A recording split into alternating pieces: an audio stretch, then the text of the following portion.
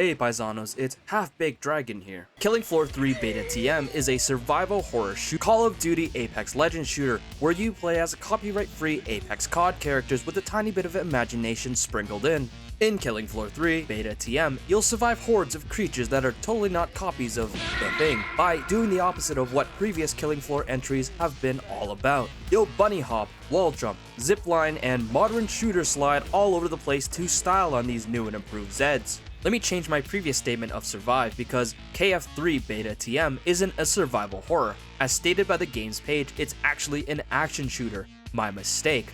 Loading into the game, you'll start off with the Killing Floor tradition of Ear Blast Tripwire Interactive. And if your ears are still working after that, just so we're absolutely clear, here's some tax incentive Georgia Ear Blast. Once you've gotten past the initial steps of tinnitus, you'll be thrown right into the grinder. Get ready for the next boss fight. Compiling shaders and more tinnitus. By the way, it's been 5 minutes and I can't turn down the in-game volume. I think I can't hear anymore. Please help. Afterwards, hit the stronghold button where you'll be transported to the hub, where you can spend lots of time walking around, but make sure you stop by the place where Tripwire put the majority of their time budget into, the shop, where you can grab yourself classic Foster skin and Fope Mall Ninja Redux, and free battle pass, supply pass, because let's give you guys a little taste of what we have in store before we implement future monetization options.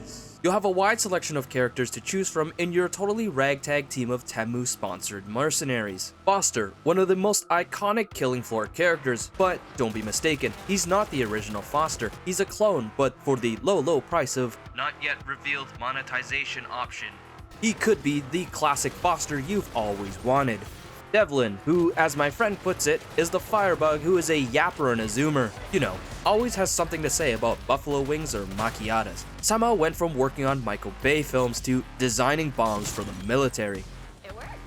Luna, the angry Spanish sharpshooter who throws fierce Spanish words at Zeds because she's Spanish, tough, and angry. Basically, a Michelle Rodriguez type.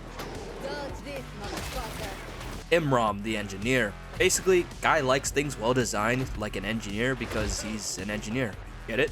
Nakata, actual mall ninja shit. Can't understand him half the time because... And the other half of the time is something I've heard from an anime before. At least I get to live out my childhood dream of being a ninja. Obi, the medic. I don't know, he just talks in the third person and about strongest surviving and specimens and stuff. You know, just regular scientist stuff. Finally, after finishing the filler episode of choosing your specialist, walking around the lifeless hub, riding this zipline that goes nowhere, and making sure you check out the goodies store, we get to hop into the game, explore the painstakingly put together maps of Unity Asset Flip City Streets. Seriously, City Streets reminds me of a bare bones cyberpunk shooter asset flip game, where the only color palette we have is dystopian gray and nuclear fission yellow, because those are the two cheapest assets to buy. Hey look, I guess we did get that reservation to Dorsia.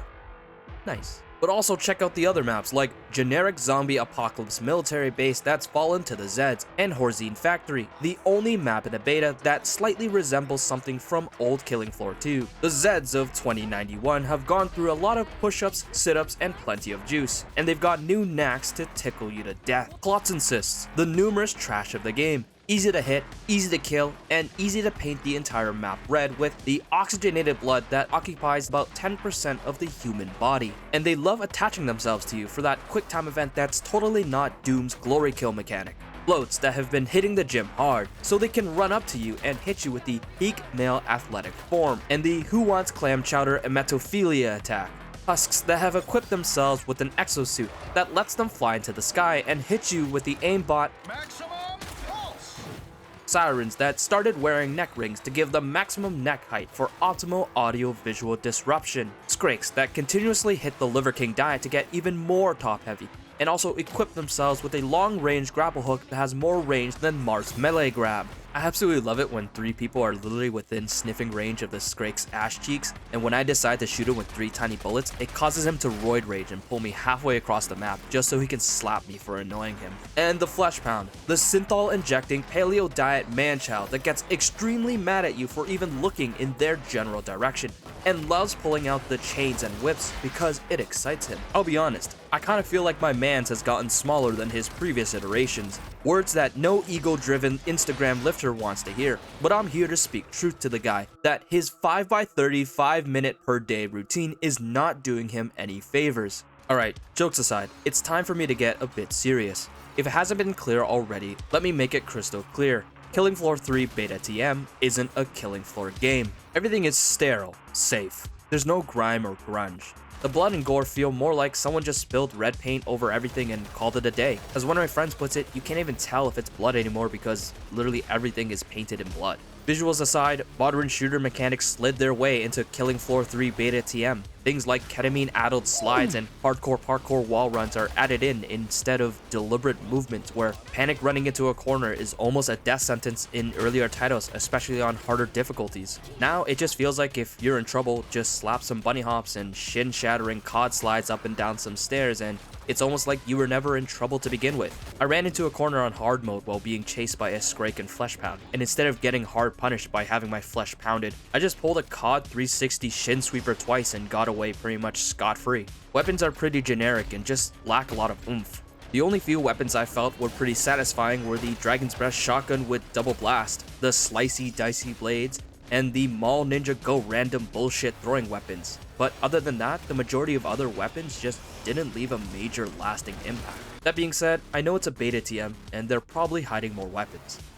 Probably. Classes are just boring and don't have a soul attached to them anymore. They're classified as specialists, Battlefield 2042 style, and locked in with character selection. Tripwire's reasoning behind locking characters to classes is to make it easier to identify classes through characters. This is a nothing burger. Literally looking at the nameplates has always been fine. My long-standing relationship with Tripwire, where Tripwire continuously tries to shove weapon crates and character skins down my gullet since day one of KF2, points me to suspect these specialists are force locked so that they can sell some skins. Oh hey, look at that, Battle Pass and classic skins already being promoted.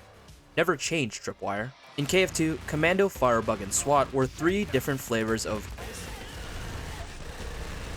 with limited Big Zed hunting options, while Gunslinger, Sharpshooter, and Demo can literally left-click to delete Big Zeds, but as a trade, they aren't able to clear trash as well as the trash killers. Then you had the more specialized roles like the absolutely goated Medic, the Giga Chad Ground and Pound Your Mom Berserker, and the Rip and Tear Support. Then there's Specialist, which is pretty much a meme pick and a coin toss between solid all-arounder and fuck it, we play every class poorly. Instead, in KF3 Beta TM with the Specialists, they pretty much amount to, here's 4 weapons. Do you want to play as Big Trash Killer or Big Zed Hunter?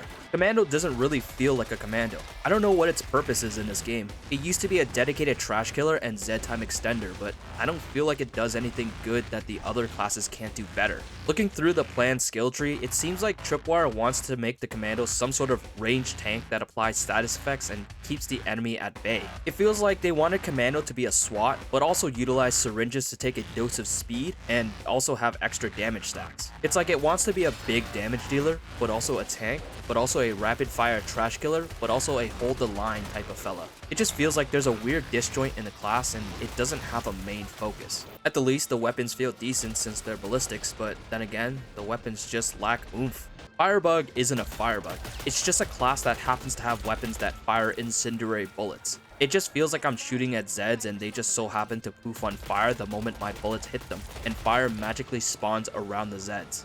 It doesn't feel like I'm roasting everything to cinders and panicking everything much to the jargon of sharpshooters. And it also really doesn't help that the fire is literally just a PNG effect.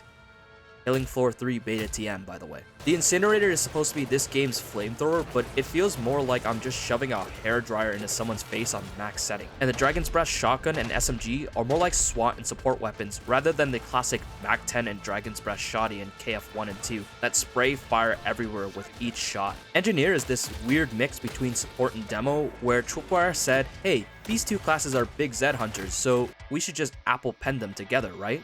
Except it's like they forgot what made those classes feel great. Support had a big fuck-off shotgun that launched Zeds into KF4, and the demo just absolutely nuked your entire screen with blood, guts, and gore. Remember the Dragon's Breath shotgun I mentioned in the Firebug class? It feels more like a support shotgun than the new engineer shotguns. Sharpshooter is actually one of the few classes I feel is pretty decent because of the gunslinger sharpshooter synergy that's always been there since KF1, but the weapons just don't have any punch to them. It just feels like each weapon is a Tickle Me Elmo designated marksman rifle, instead of the hard-hitting sniper or semi-auto rifles we had in the old games that just pop off heads. And there's also a distinct lack of heavy punching weapons like the railgun or 50 cal fun time to explode Zeds heads like someone putting a pipe bomb inside of a watermelon. The ninja class is a Maul Ninja Berserker that functions as a Moon Knight throwing random shit at people. I feel like the Maul class ninja was just slapped together because Tripwire was afraid people would complain there wasn't a melee class in the starting lineup. I mean, you have bigger problems to worry about, but okay. That being said, I did want to try the ninja out more as I was a Berserk main in KF2. Parrying for me felt off and melee was kinda weird, but I think I figured it out. I think it might be a placebo, but I feel like you have to be looking exactly pixel perfect at the Zed attacking you to parry. If you're not visually lined up exactly, the game doesn't consider that as a block or parry, which is frustrating because in KF2, it was more about the timing of the attack instead of if you were looking right into the Zed's glowing bedroom eyes. It wasn't until level 10 I got both the perfect parry skills that pretty much made Ninja feel fun. It's pretty much the same as KF2's Berserker leveling, where Berserker is dog water until you reach level 15 and get the same parry perk. I feel like if Ninja was focused on being a unique class about utilizing the new movement system and throwing shit at people, it would feel a lot more inspired. Instead, Ninja just tries to be both a Berserker and occasionally yeeting shurikens at Zed's heads. Medic is something I don't have too much experience in. I've played Medic in KF1 and 2 and got the general gist of the role in those games. Heal, buff, and keep everyone alive and kicking. I asked thoughts from my friend who is a Medic main in those two other games, bless his goated soul by the way, to help me figure out why the class just felt off when compared to the other killing floors. In KF3 Beta TM, it feels like the Medic takes more of a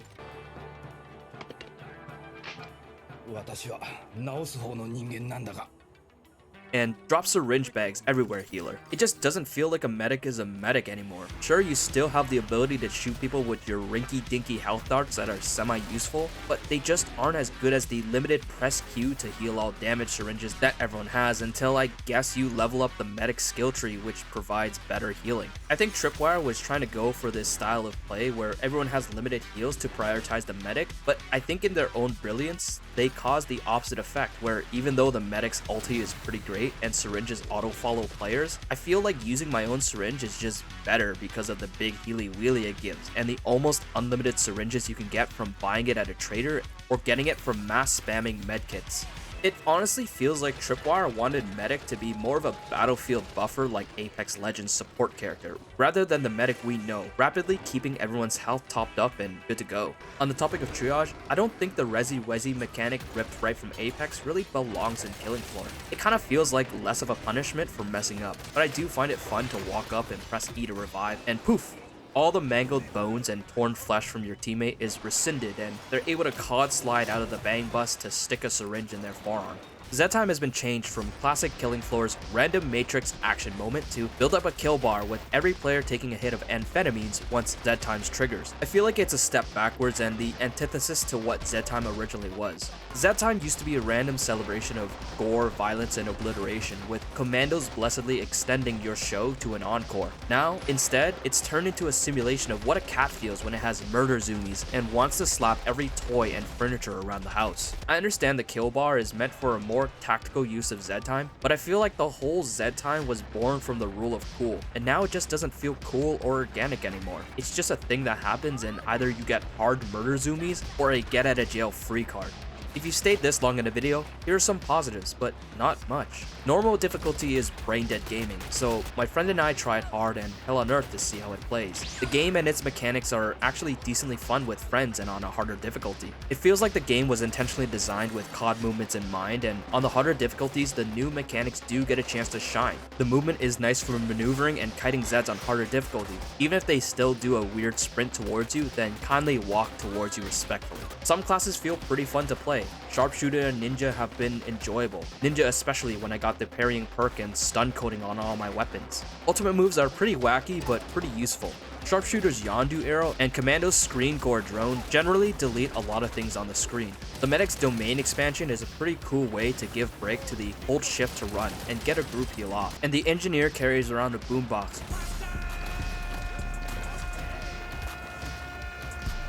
The Mall Ninja does this goofy Spider-Man zip punch Doom Eternal style, and the Firebug just does Lucio's beat drop with fire. There's a couple of small things like crawlers crawling on the floor and crawling in my skin, Zeds crawling on the floor after you delete their limbs, or the Scrake's goofy pull animation where he just yoinky splinkies you into death. It's pretty funny when you're a couple meters away from the Scrake and all your teammates are literally clapping his cheeks and he decides to pull you in because you shot him 3 times, and that made him real angry. I like being able to customize my weapons to give them unique status modifiers and looks. Stun modifier on the Ninja goes crazy, but I feel like it's just another ripoff from the COD loadout system. And that's all I've got for positives really. I feel like Killing Floor 3 Beta TM is just an amalgamation of a bunch of popular games. It just feels like a bunch of half-assed things that were mixed together to try and cook a whole-ass game. The majority of things feel like they were just ripped straight from other games, either because Tripwire didn't want to make a Killing Floor game, or they just had their eyes on the prize for cash money. Like I've said previously, the movements are all taken from modern shooters like Apex and COD, and it just feels so different from the old Killing Floor's methodical movements where death was just one bad corner turn away. The characters feel like they're just copied high school homework from Call of Duty or Apex. The guns just feel like they're generic sci-fi weapons rehashed, like the Medic's Ghostbuster gun and the last weapon, the LF-85, which is literally just All-Out Force Institute rifle but with red lasers. They even added in Doom's glory kill mechanic, where if a Zed has low enough health, you can just press B to glory kill and get stuck in an animation that is just half-assed. And there's nothing like getting stuck in an animation in a game where the most important thing is movement. It totally didn't get my friend killed in Hell on Earth level when I got locked in a Zed grab quicktime event and he got body blocked by Devlin's entire bakery being chicaned by Zed's outside Dorsia. Even the VTOL animations just feel half-assed right from XCOM 1. Literally the liftoff and loading screen is just XCOM 1's Skyranger liftoff and loading screens. I feel like Killing Floor 3's Beta TM Foster is a perfect description of what Killing Floor 3 Beta TM is. Foster in this game is a clone of the original Foster.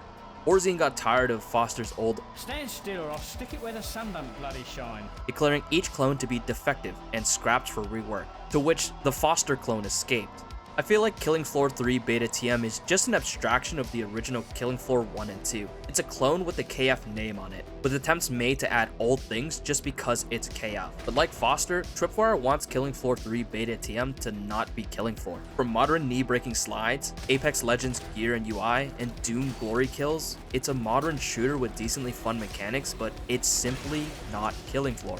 With its release in literally a month, the whole beta not final product tag kinda seems like a final product tag.